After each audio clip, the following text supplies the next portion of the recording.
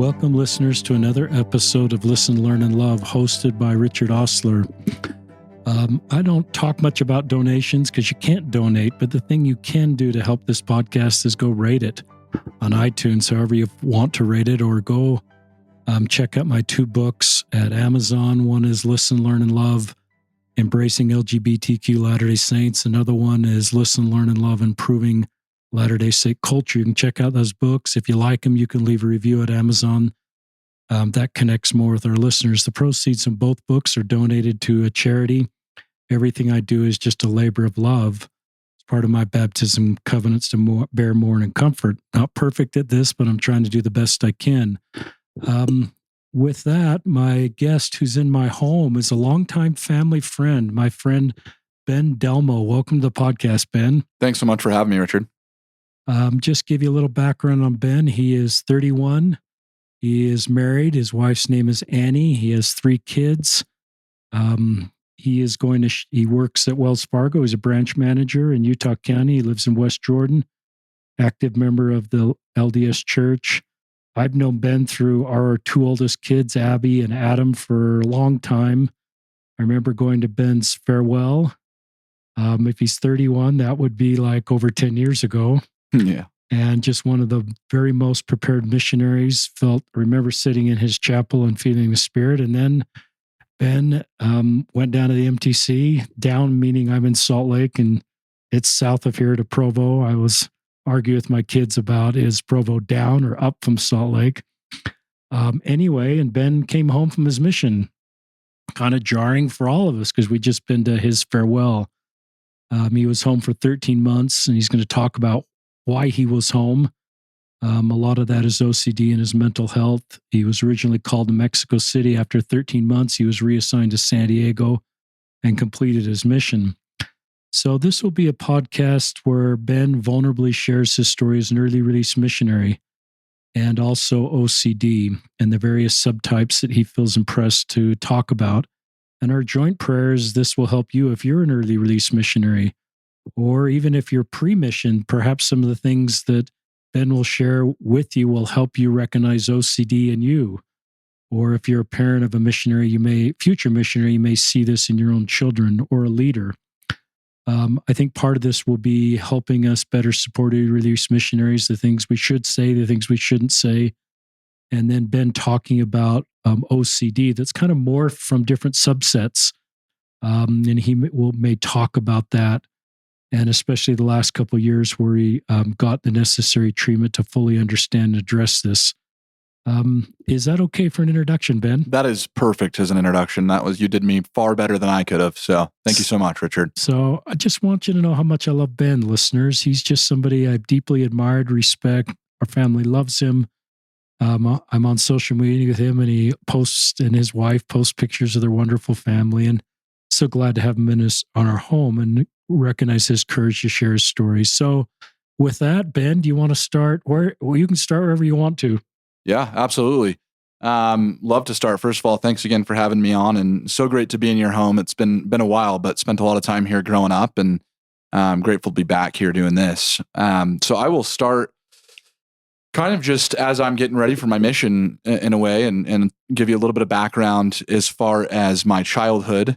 So I grew up as in a single parents only child family. So just raised right here in Murray, Utah, about 5 minutes from where we're sitting right now, with just me and my mom, growing up in a little condo, and went to Woodstock Elementary, Bonneville Junior High, and then Cottonwood High School, all within just a few minutes of my house. And part of that was great was we stayed in that condo until my mom didn't move from there until I was on my mission. And so I had a lot of really good family friends, really good close friends.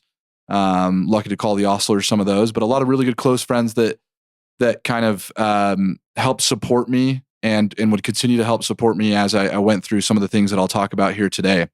So it's interesting. I've been thinking a little bit lately about only children. I've had this conversation with a few different people at work and a few of my clients and things like that. And I think you can really be whoever you want as an only child or with siblings or whatever. But I think sometimes you tend to go one way or the other. You either kind of tend to be an introvert or you want to be around a lot of people because you're not around a lot of people at home. And so for me, it was the second one. I constantly wanted to be around my friends.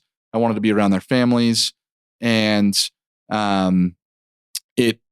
it created this kind of need to just always want to be around people, which for the most part worked in my favor and still has worked in my favor. I've enjoyed really close friends again and close relationships. And my in-laws have come super close to me because of that desire to want to be around friends and family. So, growing up, because of the close friends that I had and the need to be around them, I had some really good influences, and influences in the church as well as out of the church. And so I was really fortunate to be raised with, I feel like, pretty good morals and a pretty good compass on what was right, what was wrong, and what I wanted to do, direction in my life for the most part. As I was in high school, most of my friends were LDS. We have a really close friend who's not, and always really supportive of us as well. And we were, talking about missions and getting ready to go on missions, and that was just kind of something that was always in my my path. It was just always something I knew I was going to do and wanted to do, and my friends were getting ready to do that as well. As we got into high school and the talk about missions became a little more serious and a little more, wow, this is happening in the next few years type thing. I've naturally been, for a lot of my life, a worrier, in some regards. And that's kind of how I just viewed it back then, was I just kind of worry about things that maybe I don't need to all the time. And as we started preparing for our missions, there came this thing in my mind of something that had occurred in my life when I was probably 11, 12 years old. And I'm not going to go into the details of that, but I will go into the details of kind of what it did to my OCD, what it did to my mission preparation. And basically, I felt like, oh my gosh, there's the serious thing that I did. And should I talk to a church leader about this? I probably should, but even if I did, I don't know that like it's going to do any good for me. And so at that point in my life, I became just super anxious anytime mission talk was happening. I embraced it a little bit as far as like, I'm just going to power through this anxiety and talk about a mission because I want people to know that I'm going on a mission. And that's the perception I want people to have of me. I want to do that. I feel like I can do it. I'm just going to push this anxiety thing to the side. And I did that for years. I feel like probably from middle school to, my senior year in high school, maybe junior year in high school. Can't remember for sure, but just continue to have this weight that I felt like I was carrying with this. Is I just don't even know if this will allow me to go on a mission. And I grew up in a really small ward as far as youth goes, opposite of the New Haven Shenandoah ward. We had, three young men, including myself, that were within 1 to 2 years apart. And then the next young men were like 3 years older than us. And then the ones that were younger than us were like 3 years younger than us. So there's three of us that were around the same age. And then we didn't really have anybody close to on the other ends of us. And so, as growing up in the church and getting ordained a priest, obviously my thoughts were, if I have this, they're going to, if I talk about this with the bishop, he's going to suggest I not bless the sacrament. And there's only three of us up on the table every week. And if there's two of us, all of a sudden, it's going to either be because somebody's out of town or something's going on. And one of these, one of the young men was not blessing the sacrament for a while all of a sudden. And so I remember thinking, oh, I'm sure they're thinking about this and what's going on. And so the culture was really in my head, of what people are thinking of me and what's going on. And so I even remember one Sunday during testimony meeting that it's this older lady had mentioned it's so hard that we have to see young men go through these trials and witness them not partaking in priesthood ordinances and things like that. And that really freaked me out. I was like, oh man, people are noticing this. And she said this over the pulpit. And if that's me, that's really going to point attention now as well. And so I just kind of continued to push and just felt like, I'll just keep keep living the role, keep doing what I'm supposed to do. And I had played it in my head of, what happens if I were to talk about this, but just always felt like I'm just going to keep pushing. And so I had never made a decision that I was going to go talk to a bishop or a priest leader about this. One Sunday, I was sitting in our priest quorum, and again, there was no decision making up to this point. I think the anxiety had probably been a little stronger over the last few weeks, but still never any plans to go talk about this. And in this priest quorum, I just all of a sudden in my mind, I was like, I'm talking with the bishop right after class today. I'm going to ask him. I'm not going to go through the executive secretary and figure out when. I'm just going to ask the bishop straight up, can I talk to you today after church? So I did that. And I'm glad I did it that way, because I think I probably would have backed out had I not. When I had talked to him, it was definitely something that I had built up in my head. And he said, hey, you're okay. I appreciate you, discussing this with me, but, I want you to just continue to live life, making the best decisions that you can. This was a long time ago, and I want you to just keep moving forward. And so I came out of that feeling this, huge sigh of relief. Probably a lot of people have talked about that before, and just felt really good about, I'm glad I did that. It wasn't near what I built it up to be in my head. I had a really good bishop and priesthood leader at the time that was just very aware of what us as youth go through. And so it was really a good experience for me, very positive experience. And like I said, I think I was a junior or a senior. And from that time forward, it was just, okay, let's get ready to go on a mission and let's do it. I did go to BYU a year before my mission and had a really good experience as a freshman at BYU. And went down there with a really good friend, and Alex Anderson, who one of our high school friends, and both of us, I think, kind of continued to walk down the same path there, as far as we're going to go to BYU and then go on our mission. And so we got our mission calls around the same time. I got my mission call to go to Mexico City, and we were going to be in the MTC together, overlapping a little bit. Most of our friends were older and had already gone out, a few months prior to that. And so we were kind of doing that, preparing to do that together at BYU. And then Alex went out, and then it was my time to go out a few weeks after him. And I was in the MTC. And I remember that the first day at the MTC, even though you go at midday, just feels like the longest day of your life. You're just like, whoa, this was a whirlwind. And again, you don't even get there until 12:30 or 1, but you feel like it is the longest day ever. And it was the very next day. I went on a Wednesday. I can remember Thursday. They hit you pretty hard with some of the, make sure you're worthy talk.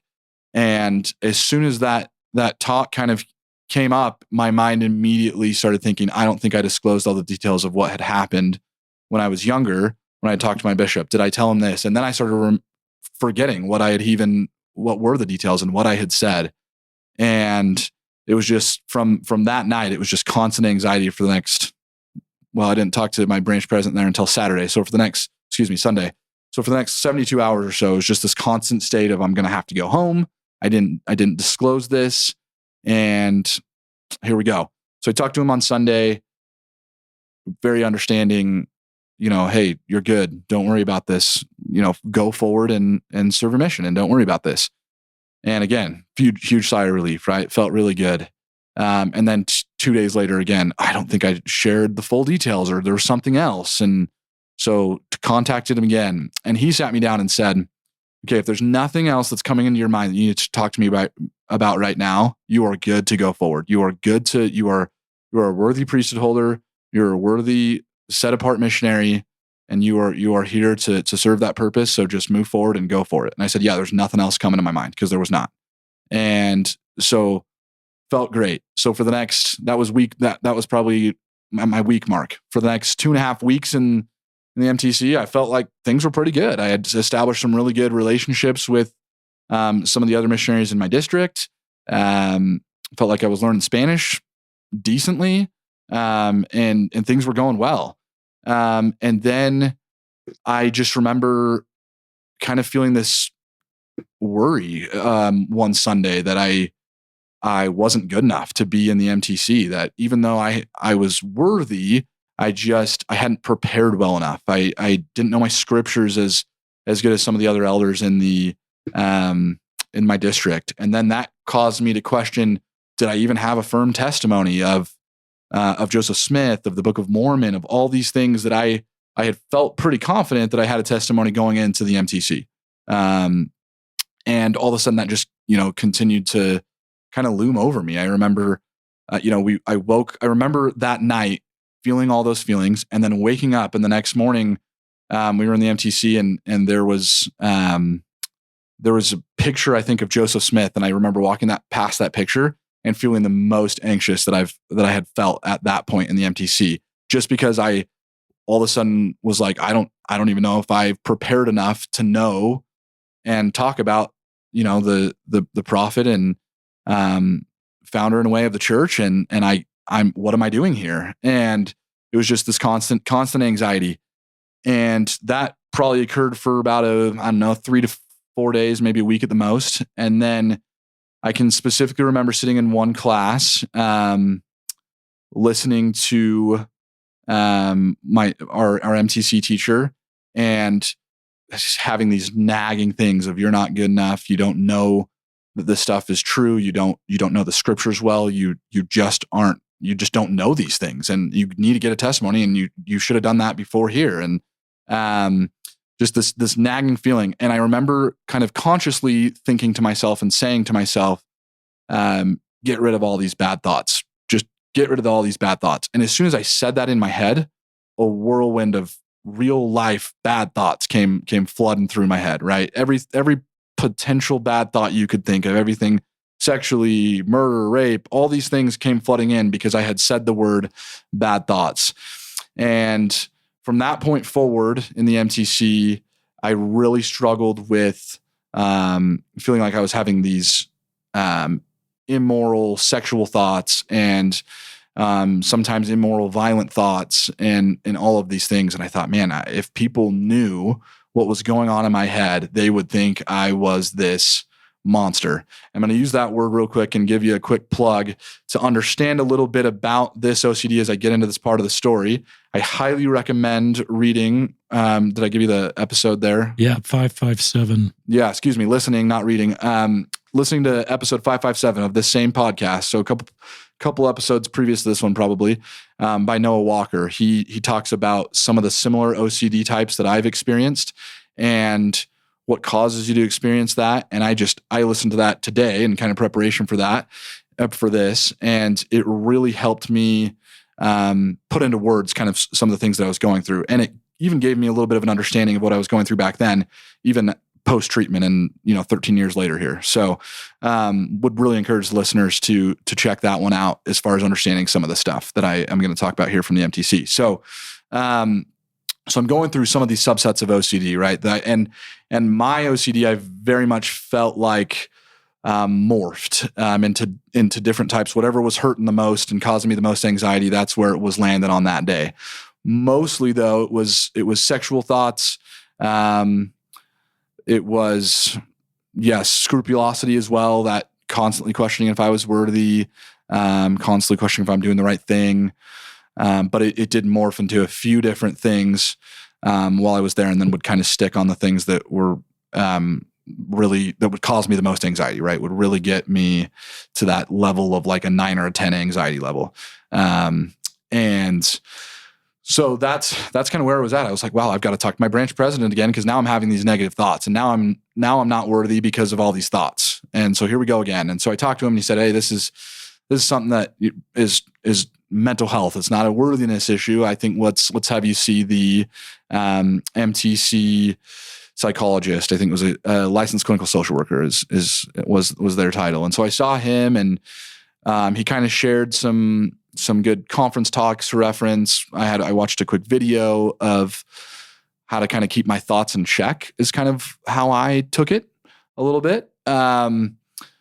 But also understanding that they're natural man thoughts, and it's not making me a bad person because those thoughts are coming in.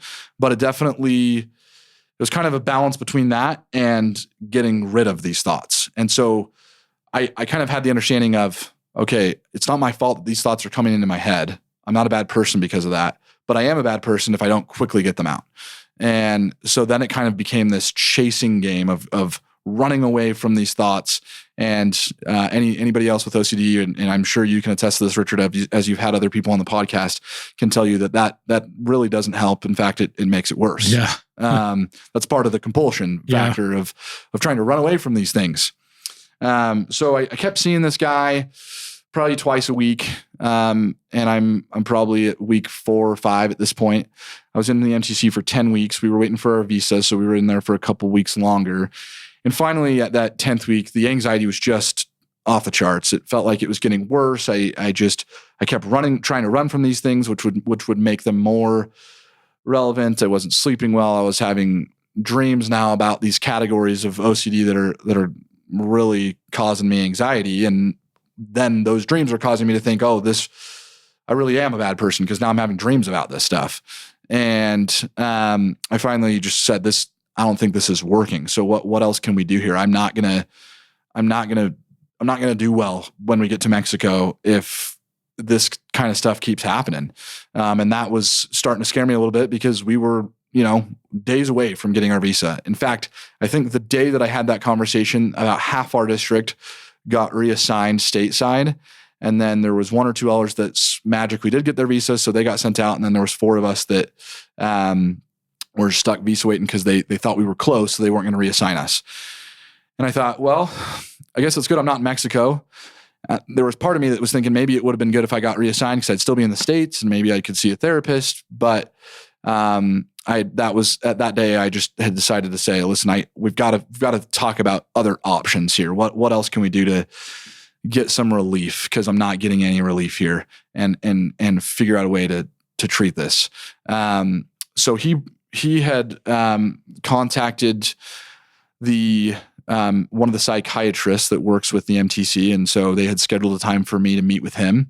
And he had kind of done this intake with me and asked me a bunch of questions about, if I'd ever been diagnosed with anything. And that was the first time, I'd done this counseling for now about 6 weeks, 2 or 3 times a week. And that was the first time in that meeting with the psychiatrist that he had said something about OCD. He had said, has anybody ever told you about OCD? And I had said, no, I've never talked about that. I had never been diagnosed with it.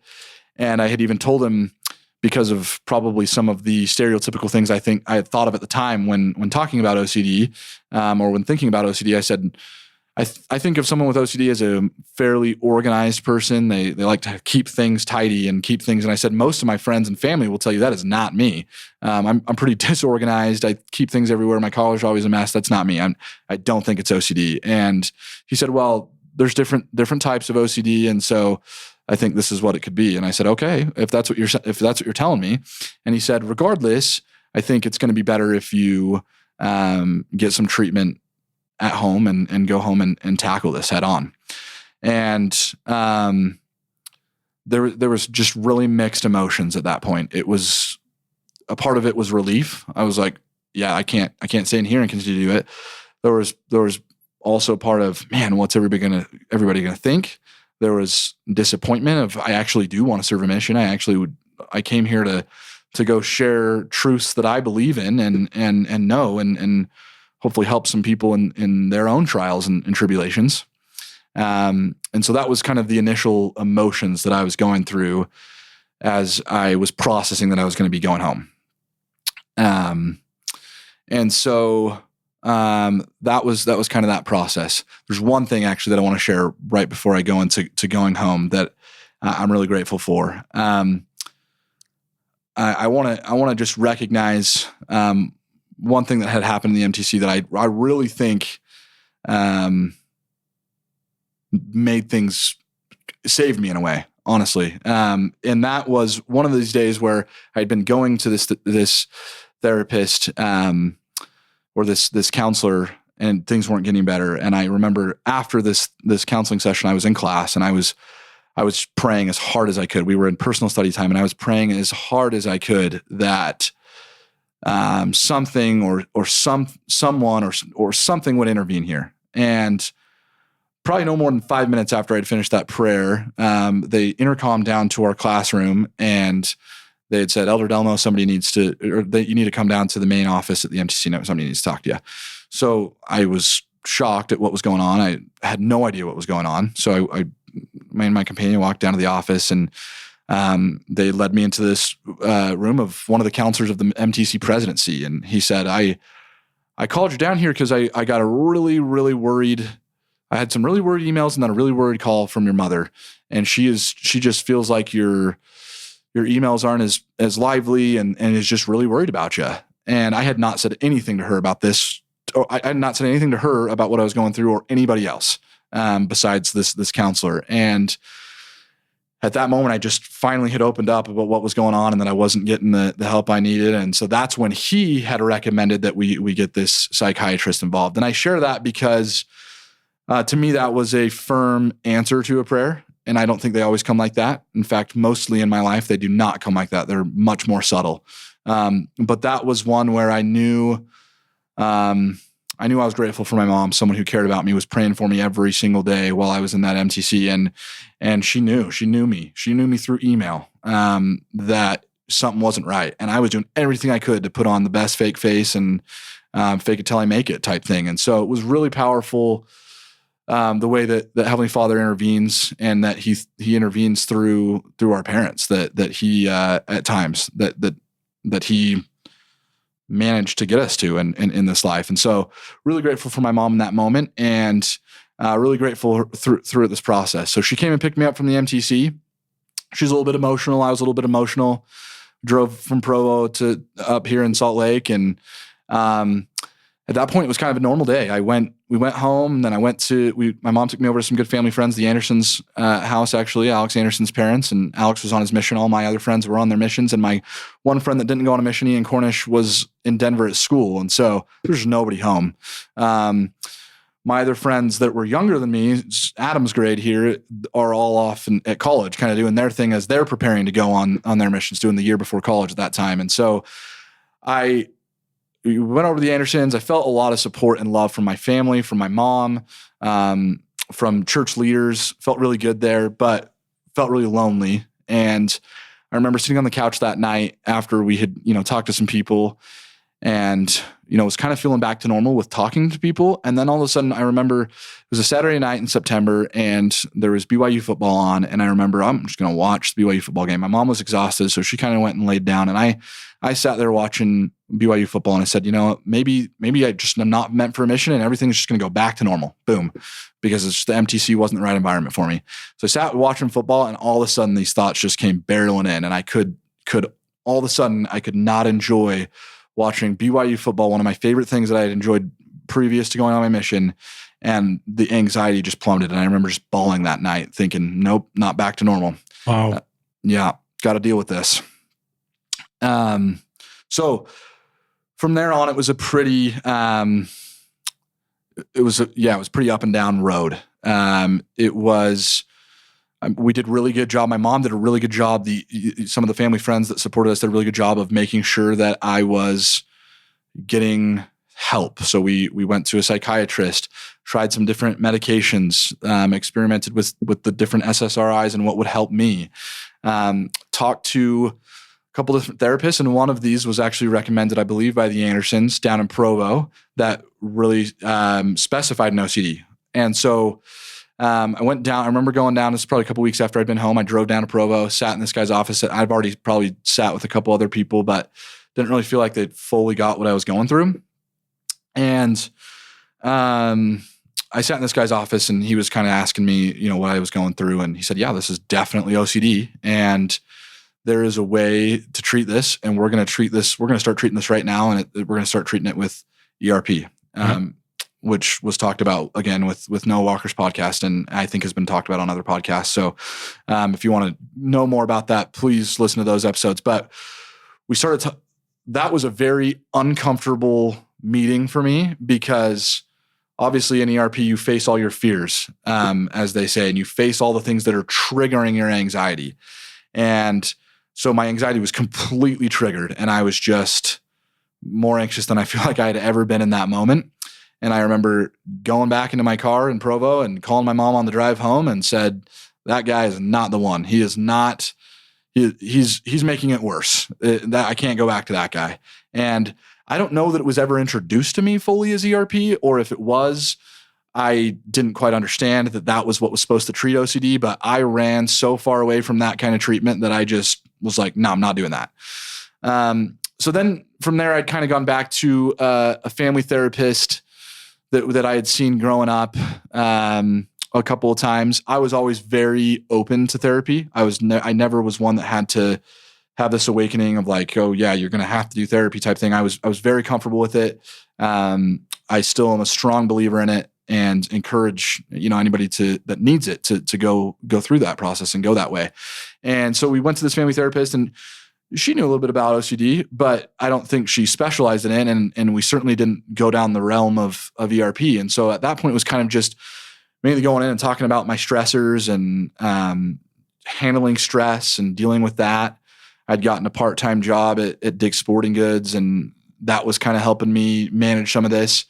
And so at that time, it was manage stress, but also stay busy to not think about these things, right? So that I'm not alone with my thoughts was kind of what I was trying to do. And this is, probably 6 months from being home now. And I'm doing that. And I'm managing to stay busy enough where it's not like didn't feel like a 24/7 thing like it did in the MTC, but it was still very prevalent. And I was still, experiencing what I feel are pretty high levels of anxiety on a regular basis. I'm on medication at this point. I'm using medication to help with that anxiety, but really not getting the treatment that I needed.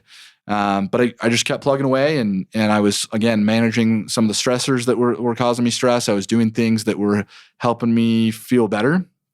At that point, I was just kind of still unsure. Do I go back on a mission, or what do I do? What is the way? What is the way for me to do things? I had gone down to BYU and met with an advisor about some classes I could take if I wanted to just get back into classes for the time being. Ultimately, I really wanted to go back on a mission, and I had that in my head, and I was just kind of always like, that's what I'm going to do, but I don't know if I'm ready for it right now. And there was a couple times I can remember even working at Dick's Sporting Goods where I would go into the bathroom, or I would go into one of the dressing rooms and just start crying because I was having such a difficult time with the OCD and the anxiety, where I thought there's no way I can go on a mission if I'm dealing with this. And what do I do then? I mean, it's just your whole life is kind of mapped out for you to that point. And what do I do? And so I didn't quite know. I was, like I said, I was still just kind of working. I had not gotten in school yet because I didn't want to get in school if I was going to go back on a mission. I had started dating a girl somewhat seriously, and there was, I think, a little bit of that pressure there too, not necessarily from her, but maybe from family and just, I want to, if I were to get married, I want to be a return missionary when I'm marrying this individual. And I'm sure this individual wants me to be a return missionary. And so I was just kind of going through a lot of what do I do at this point in my life. And I think some of the things that helped me, and so this is maybe some of the cultural things that we can talk about, but some of the things that helped me were the people that asked how I was doing. Some of the people that were like, "Hey, what's going on? What are you doing right now? What's going on in your life? How are you?"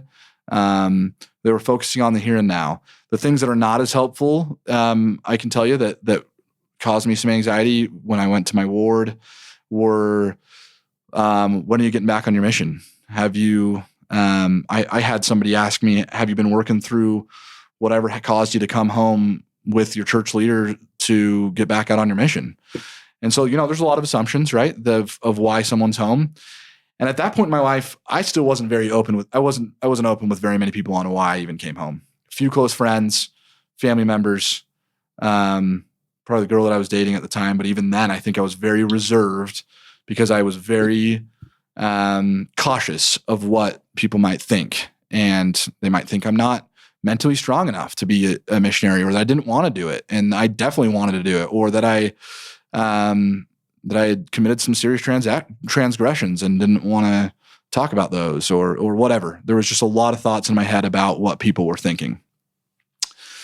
So at that time, it was probably summer. I'd come up on almost a year of being home. I was a few months shy of being home for a year. And the anxiety and OCD, I thought at the time was getting a little better. I think I was kind of keeping myself busy enough to where it was at bay in some regards.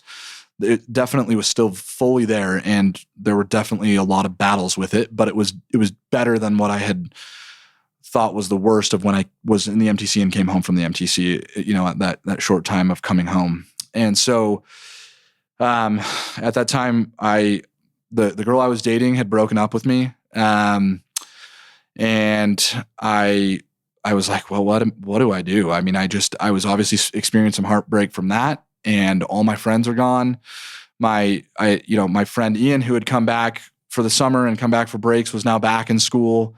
And now I kind of felt like this lonely again. And I remember watching, this is probably really cheesy, but I was watching The Best 2 Years, church movie about missions. And I just thought, man, I wish I was doing that. I really wish I was doing that. That's what I wanted to do. But because of this dumb anxiety, OCD thing I'm experiencing, I can't do it. And in that moment, I remember feeling really frustrated and upset a little bit with God. I had just thought, man, all these things. And now I had this relationship, which I thought was really going well for me. And now that's over. And I had all these good intentions, and I'm trying to do the right thing. Why are these things happening to me? I thought if I came home and explored some medication, I would just go back to previous MTC Ben, and everything would be just great. And that just didn't happen. I had to go through these trials, and this is a mental illness. It's not something, as Noah Walker and others have mentioned, it's not something that is cured. It is something that is managed and is something that's treated, but it is not something that is cured. And so it was, again, a little bit of going through that. And after a couple months of going through that and kind of going back to some therapy, I was at a place where I felt like, I can manage this. I want to be on a mission. Heavenly Father wants me to be on a mission. He'll help me. I'm ready to go. Let's get back and let's go. And so from there, it was just a whirlwind. I talked to my stake president, and when you're going back on a mission, it's very different than when you get your original call. Your original calls, depending on where you're going, can be 3 to 6 months of lead time. For me, it was, he called me on a Wednesday and said, you're going to San Diego on a Monday. So Wow. 5 days later. And I think that was good for me. I just was like, all right, I'm ready to go. Let's go.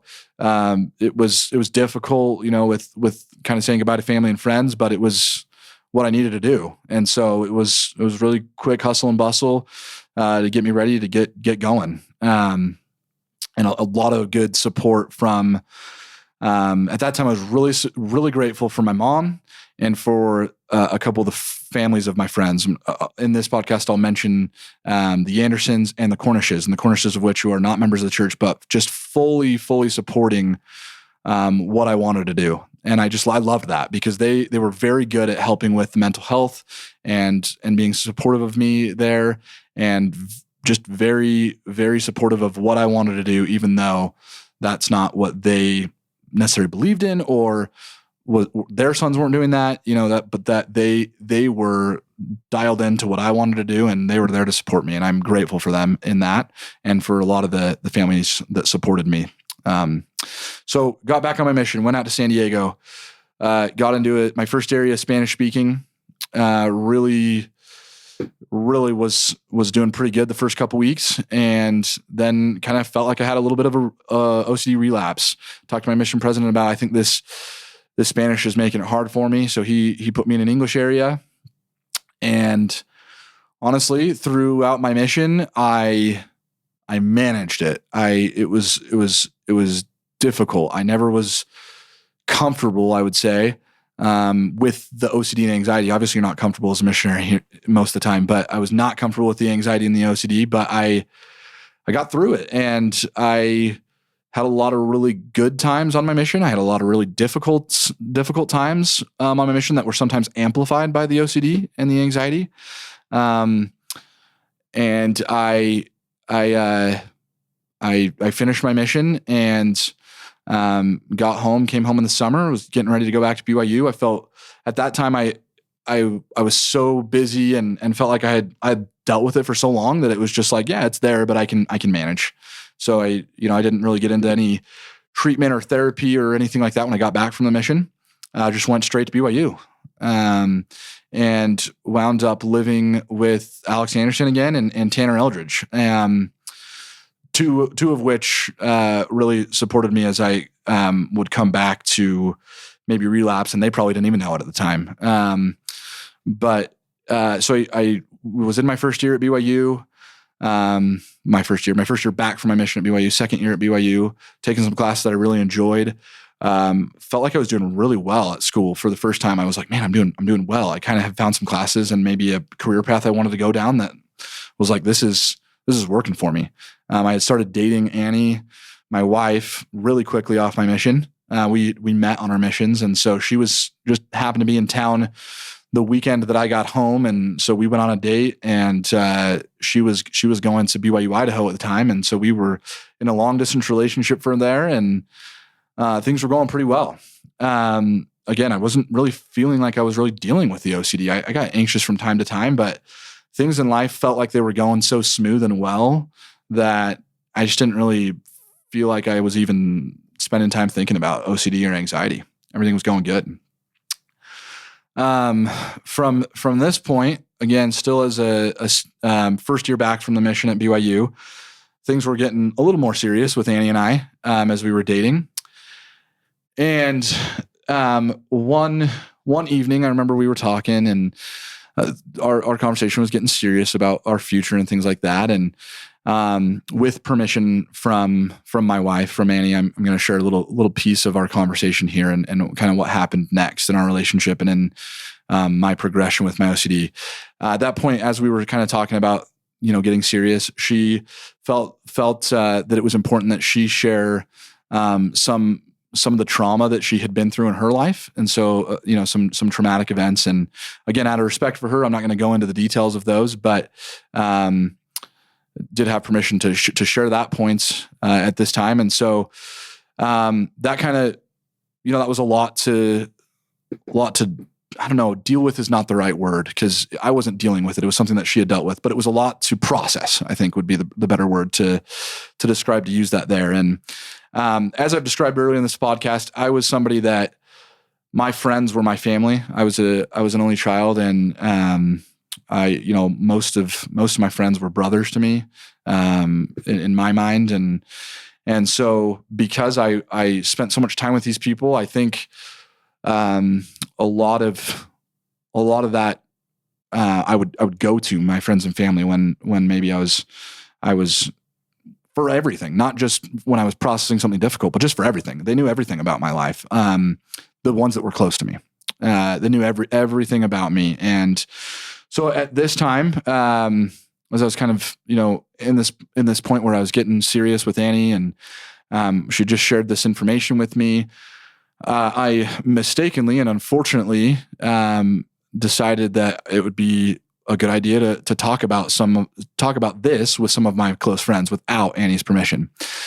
And so this is where my story kind of gets a little gray, I would say, because yes, this was absolutely a mistake, and I know that was a mistake. But then also, as we talk a little bit about this piece, my OCD kind of amplified this.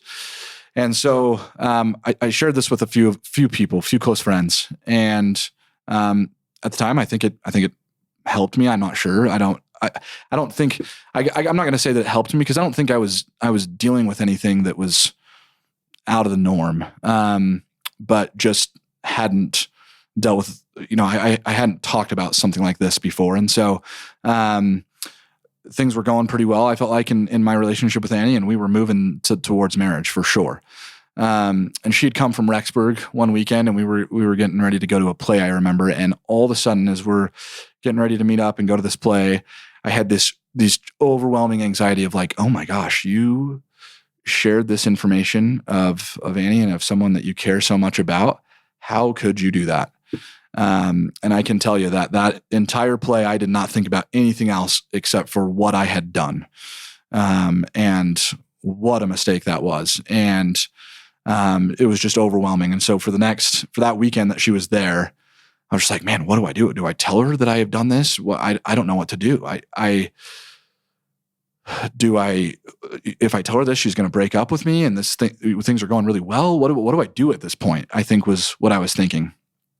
And so, I had decided I'm going to tell her. I'm going to tell her that I did this and be open with her and apologize, and we'll see what happens.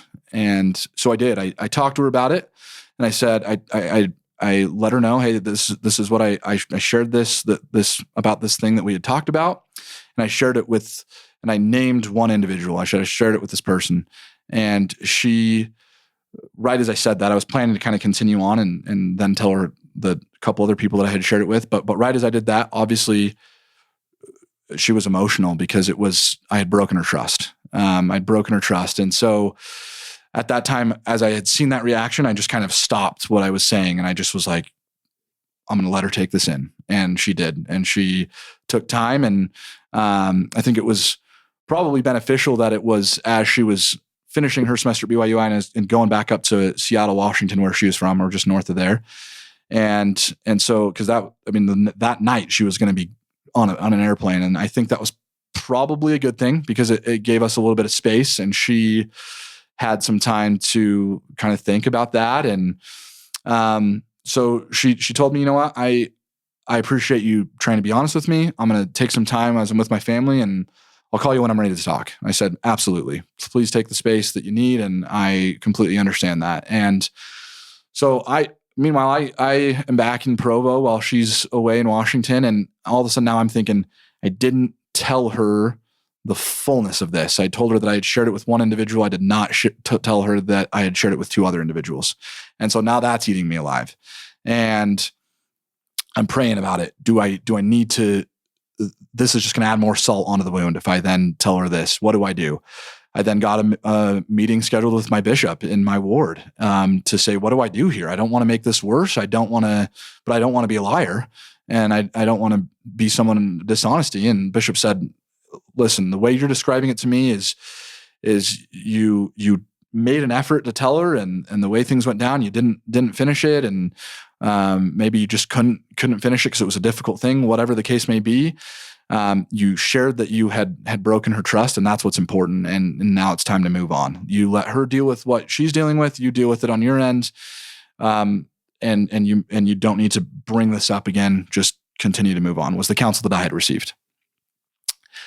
And so, man, probably a day or two after that, she called me after a couple of days and just said, listen, I've processed this a little bit. And obviously it hurts that you broke my trust, but I care about you and I love you and I want to work through this. And I want to continue down our path if we can continue to just work through this. And so we did. And things were going pretty good there. She then moved to Provo that summer, and was here for the fall semester. And, I proposed to her in later that year, November.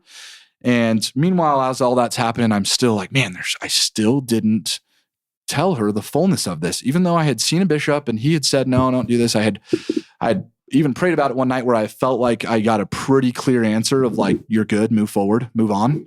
I could not move on. It was a daily thing that I was thinking about regularly on a daily, and that I just could not get past it. So then again, I went back to a different bishop. I was in a different singles ward at this time. And I said, if this bishop tells me that I'm good, then I'm definitely good, because that's two different bishops that are telling me this. So I'll be good. And it was the same thing. He said, and I had also been doing some OCD therapy at this time. Well, some therapy, not some OCD treatment, but just some therapy with the same lady that I had seen for a while. And she had said, yeah, just move forward with this. This is something that you don't need to tell. You don't need to disclose every single detail about move forward. Just continue to move forward. And then the bishop, when I had told him that and kind of laid out the story, the second bishop had said same thing. You need to trust your therapist. You need to move forward. You need to trust the counsel of the first leader you spoke with. You need to trust what you felt with your Heavenly Father, and you need to just move forward and keep going. And so it was, again, that was those times where I'd walk out feeling this relief again, right? This we talk a lot in OCD about in OCD treatment about seeking reassurance. And so that's what I was doing there. But it was really hard because I was seeking reassurance. I was having these issues with the OCD, but it was a real life thing. It wasn't like what I was dealing with in the MTC, where it's these thoughts that were not actions that I had done, right? This was something I had done.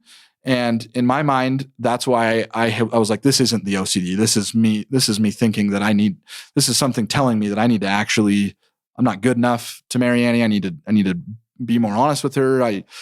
I just can't go on like this. And so but I did. I kept going. We got married. I'd managed it. I still hadn't said anything in addition to her. And we had probably been married. We had our first child early on in our marriage. And then we were pregnant with our second and then had him. And I remember at that time, there was a lot of ups and downs with it. There was times where I felt it really strong, like, man, you've got to come clean. You've got to come clean. There was times where I felt the OCD would just make me feel so bad about myself. There was times where I would, because of this, I would almost compare myself to someone being unfaithful to their wife, right? Where I would just feel like I am not good enough for her. I basically cheated on her. And it obviously was not that, but that's kind of what I had built up in my head.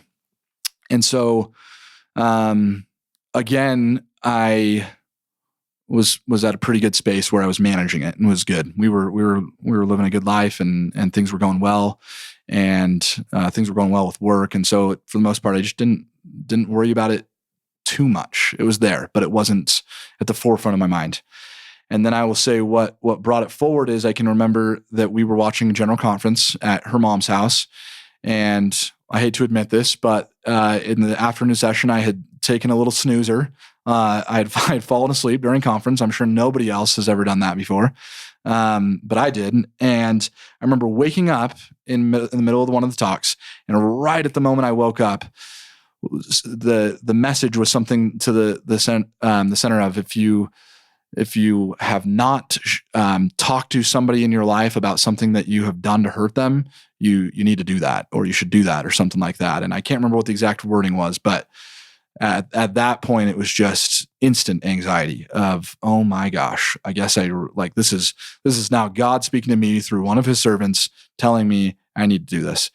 So again, I went through this thing of where I would kind of go, and I think you've had other guests speak about this, but you kind of go like ultra spiritual sometimes in these modes to figure out what you should do or what's going on, or to run away from the OCD in a way. It's kind of a compulsion in itself.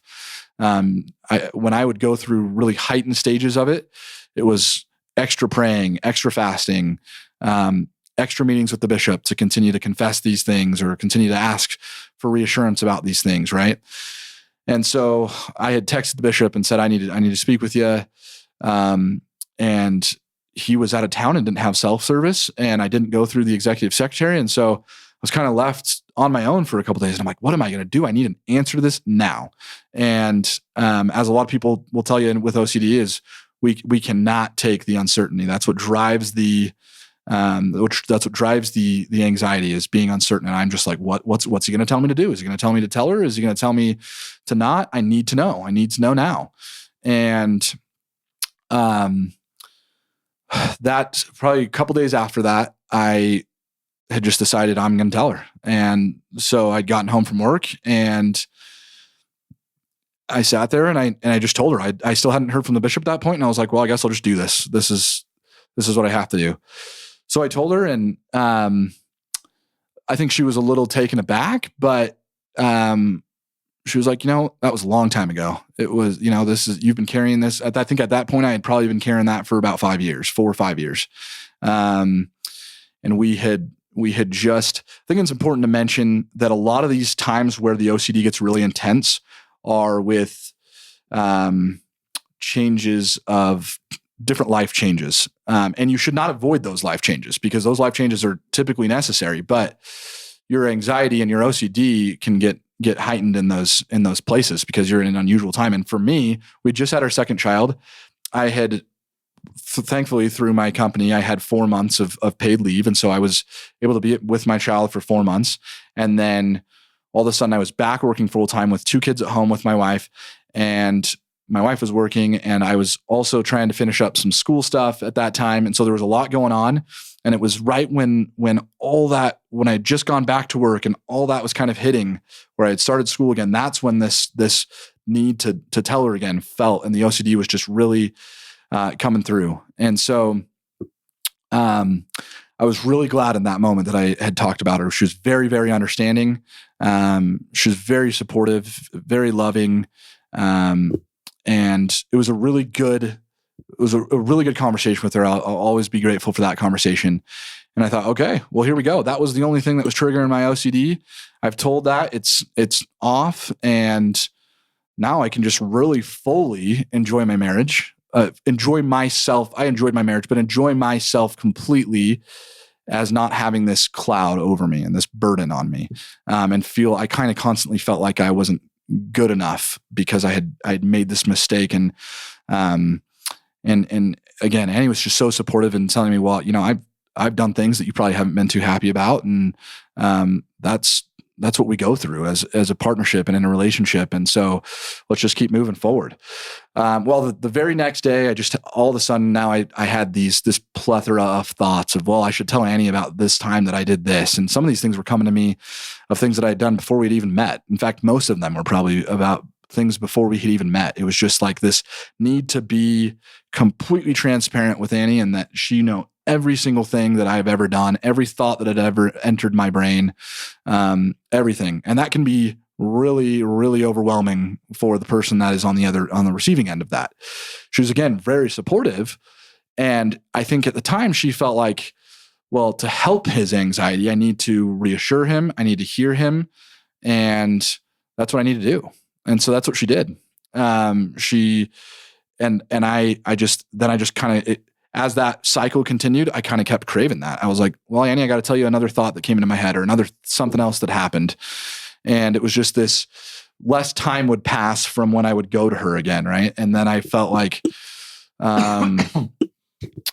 okay, this is time to get some treatment again and figure out what's going on. Cause clearly I've done what I need to do in talking about things that need to be talked about with my wife, because from then on, they were not things that she was just like, I don't know why you're telling me that. I don't need to know that. I don't need to know everything that's happening in your brain. I don't need to know everything that happened before I met you, or even while I met you. I just don't need to know everything. And so I think at that point I was like, yeah, this is severe enough. I need to get back into some treatment. So I sought some counselors, and I think when you have OCD, one bit of counseling is when anyone slightly suggests that you might have OCD or a diagnosis comes through, I would really try to go through the proper channels of people who specialize in OCD to do that. Because as I mentioned, I had done one of those, but I ran away from it. And then the rest of the people that I saw didn't really know much about how to treat it. They were not trained and not specialized in ERP, the treatment that you need for OCD. And so I was seeing this counselor, and a lot of the things, it's funny, a lot of the things that she was telling me after I have now received ERP, I look back and I'm like, yeah, that was pretty counterproductive to what ERP teaches. There was some things like, some of these things you hear even in our LDS culture, sing a hymn to make these thoughts go away. Say a prayer to make these thoughts go away. And those in themselves were compulsions. And were continually making it worse for me. And then there were times when I was dealing with things where I felt like I constantly needed to tell my wife. She said, well, write them all down and in a book, and then each night tell your wife. And again, that was the constant need for reassurance, constant need to feel like I was in the clear and I was okay. And I was certain that everything was fine. And that was just continually making it worse. And I was talking with my mom, again, shout out to my mom. She's always there at the right time. I was talking to her and she said, I'm going to start looking up some people in your area. She was in Utah still at the time. We were in Washington. And she said, I'm going to look up some people in your area that can specialize in this, because I don't think you're getting the help that you need. I had kind of told her, I said, man, my anxiety is getting worse, that when I'm seeing this individual and I'm just not sure why. And so she'd done a lot of research, and she'd found this gal that specialized in OCD and really dove into ERP. And I saw her, and everything that she said made sense. And all of a sudden at that moment, it clicked. Man, when I had gone to see this guy in Provo, when I first came home from the MTC, that's what he was trying to do. And that's what I need to be doing this whole time. And this was probably 7 or 8 years later, maybe 8 or 9 years later. So, it was a significant time had passed, but I think probably I just needed that time to realize that's what I needed. And at the time that I'd gone down to Provo after being home from the MTC, I was still in the mode of, this is something that's temporary. And this is something that maybe the medication is just going to kind of rewire my brain to go back to how it was before I was in the MTC. And I was not grasping the fact that this was something that I was going to be dealing with on a regular basis. And this is on a daily basis, and something that is an illness that will be with me.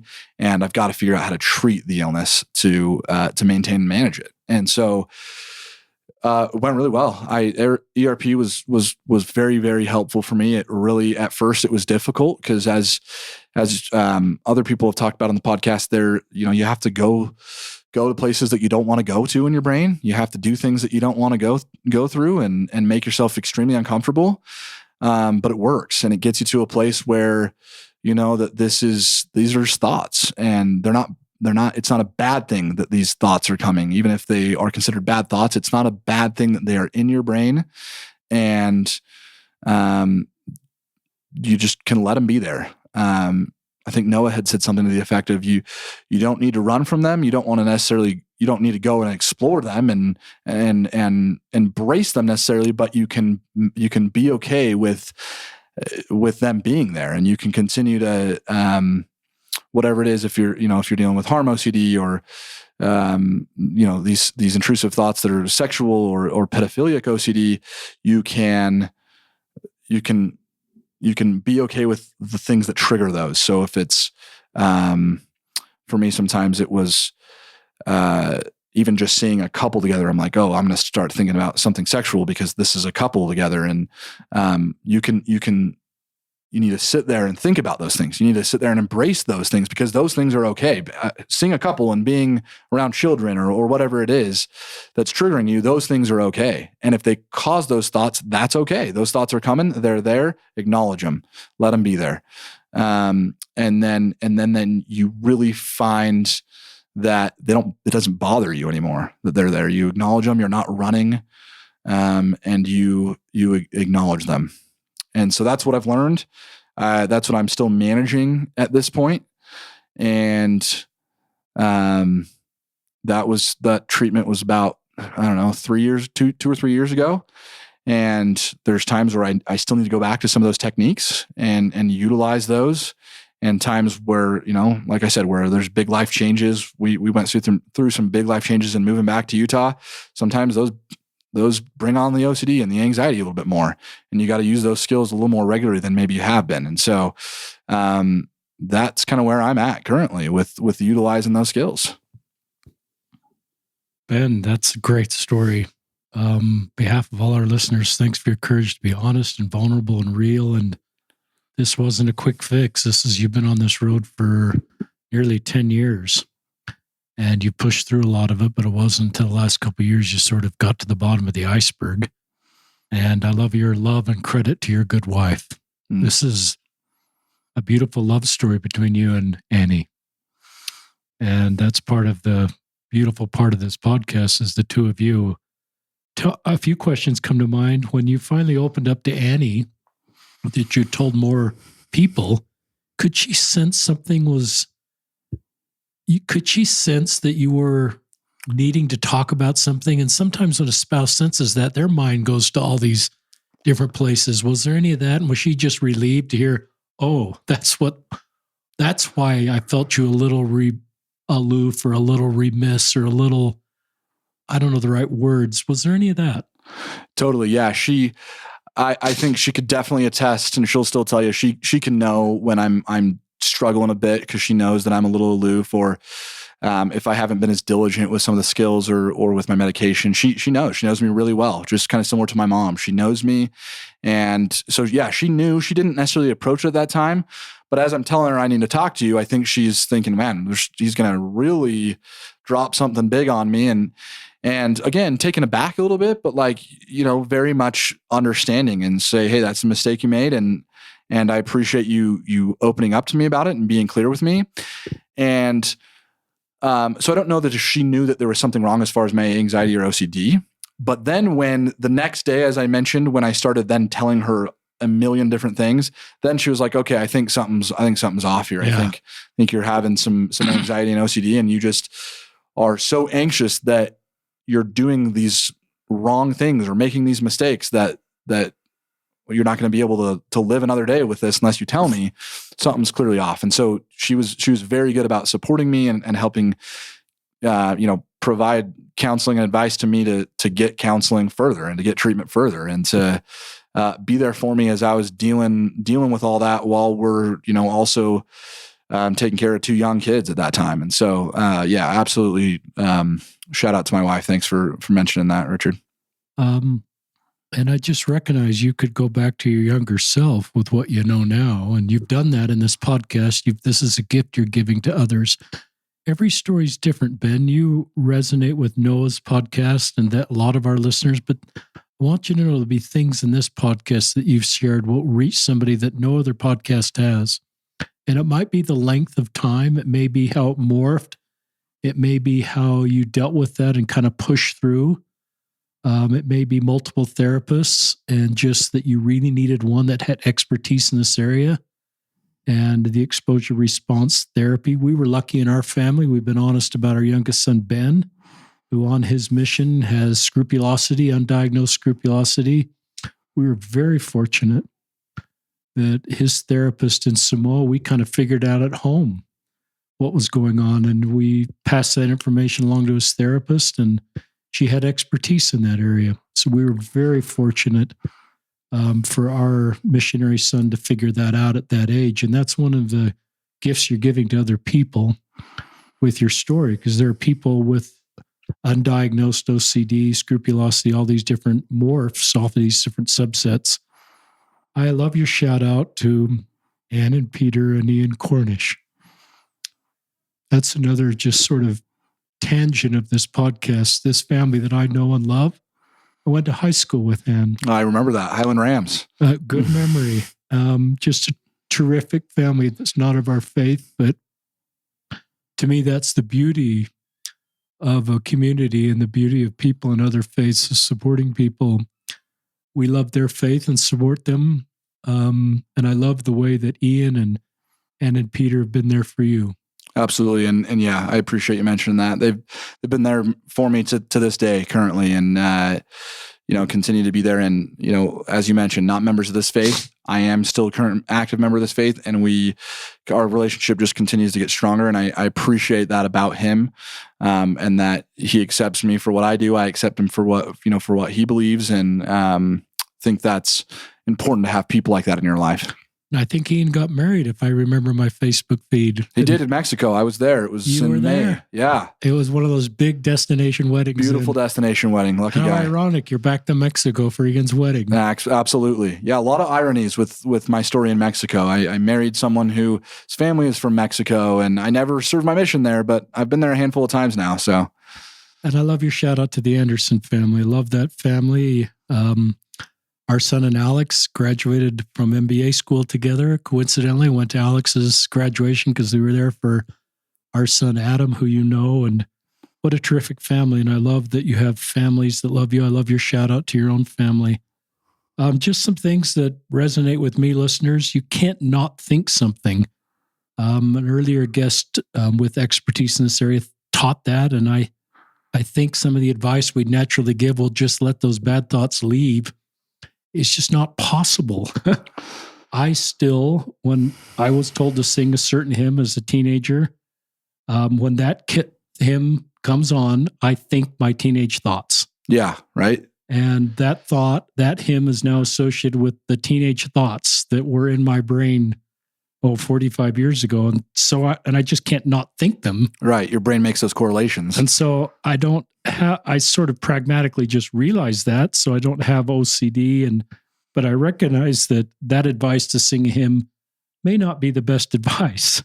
Yeah. And what you're teaching us is just to be at peace with your thoughts. You can't not think something.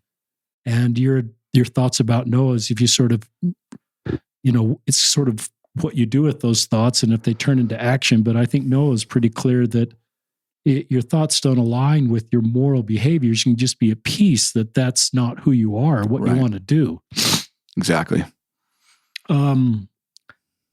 I just looking at my notes here. I love, it's just a beautiful love story.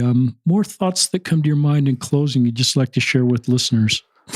Yeah, I mean, I think, as I've listened, I consider myself a pretty regular listener of your podcast. And as I've heard all the different stories, I guess some of my closing thoughts would be everybody's on their own path. Everybody's doing the best that they can with the knowledge that they have at that time, right? As we've talked about, some of the listeners that have gone through what I've gone through, or excuse me, some of the guests that have gone through what I've gone through have gotten treatment right away as they experience this, and some are on a longer field, some are probably still in that battle currently. For me, yeah, it took. I'm here 13 years later of when this all first started to occur, and so everybody's on their own path, and I just hope that. As we are trying to improve, the human culture as well as the LDS culture, we can accept where others are and not prescribe what path there should be. I made the decision to go back on my mission after going through some of that, and it was very difficult in some regards. And that may not be the path for some that come home from their mission or come home from the MTC with OCD or anxiety or whatever other reason that they may come home for. They may not be able to go back out or may decide that that's not the right thing for them. And that certainly went through my mind a few times. I made the decision that I felt was best for me. And there are certainly different things that I think have come from it, but it wasn't an easy thing to do. And it because I went back on my mission doesn't mean that this went away or that it became easier for me. In some ways it was harder. And so I just think understanding that everybody is on their own path and going to make their own decisions. And we just want to be there to support and help them. The most important thing is to help people get the help they need and to help them be open and authentic about who they are and what they're going through if they choose to do that with you. I think, I won't go into too much of this, but I think that's really helped me in my path as a member of the church, as well as I consider myself to be an ally of the LGBTQ community, which is part of the reason I listen to the podcast so much, is I love hearing those stories. But my own path has helped me understand what other people's past, what they're going through. One thing I'll say here, Richard, is probably has not been until the last year or two of my life where when I talk about coming home from the MTC, I've been open and honest with people about why I have come home. When I was first home, I told plenty of people that I had a stomach issue or there was some physical issue, because in my mind, that was an acceptable reason to come home from a mission. Culturally, I think that's what I had learned. And so I think I do not want to compare mental illness to LGBTQ and sexual orientation, because they are different. And so I want to be very, very careful in that space. But what I do want to say is it helped me understand that it's important to let people be authentic. And I now find joy in telling people that I came home from the MTC because of anxiety and OCD, because I know that that's part of who I am. It's part of it's part of my journey. And I don't ever want somebody, especially of the LGBTQ community, to feel like they can't be who they are. And again, this is something different for them. This is not an illness that I went through. This is part of their identity. And grateful to have people that I can learn from, you being one of them, and people on the podcast to help us learn and just overall improve LDS and Latter-day Saint and culture of our church and our faith and of the human existence. That was a great segment. Well said. I wish I knew the space at your age. I can't say that right. I just wish I knew what you know when I was your age about this space. And that gives me hope for the future, because you understand the space and you want to understand. And that's part of I think you're a millennial. It's part of the younger generations that want to understand people that are different than them so they can bear and support. And I love the way you own your OCD. And I love the way you own being an early release missionary. And I have to think if you came on the podcast after raising these kids, that the skills that you and Anny have about being open, transparent, in an appropriate way with your kids will create a culture that your kids are going to be open with both of you. And that's one of the gifts I think you can give the next generation is just being open and creating a family culture that's okay to be open, and just having age-appropriate conversations about mental health and about LGBTQ and just the kind of things that I couldn't talk about very well. You do a much better job of that. Listeners, is kind of a tangent, but I remember a couple of your bishops that gave you advice, and I probably would have given the same advice, but the longer I served, this is just a thought, the less advice I gave, and the more I didn't answer questions. I gave principles and sort of invited the people I was visiting with to get personal revelation for them. Because I recognize my advice may be limited and may be different than the advice they'd get. I'm not saying either your bishops gave you the wrong advice, because I'd probably give that same advice, but it's just a thought. Maybe advice is the right thing to do at times, but maybe pointing people to personal revelation and gospel principles to get their own advice is, I don't want to say that's the right way to do it all the time, but it's just a thought for you that are in the position to give advice. Just a thought for you as you think about that. Terrific podcast. I love your shout outs to all the people. It's fun to do a podcast with someone that all the shout outs you've given are people that I know, and it just kind of connects me with the wonderful community we live in. But Ben, I love you, brother, and I'm grateful you've been for your courage to share your story. It's a great story. My respect for you, my admiration for you, my love for you just goes up as I've never heard the full story. We've kind of traded some messages, and I knew you were kind of in the OCD world, but to hear this, and I think that's the way a lot of people feel about you. And for you guests, I think that's the way people feel about you, is you're open and vulnerable and real, is generally people's love for you and respect for you goes up. Appreciate that. Likewise. So anything else you'd like to say, Ben, before we sign off? I think we pretty much covered it. Really appreciate you having me on, and I hope that all of our listeners can find peace in the path that they're on, and find what works for them, and just continue to enjoy their moral existence, I would say. That's great. So Ben Delmoe and Richard Osler signing off on another episode of Listen, Learn, and Love.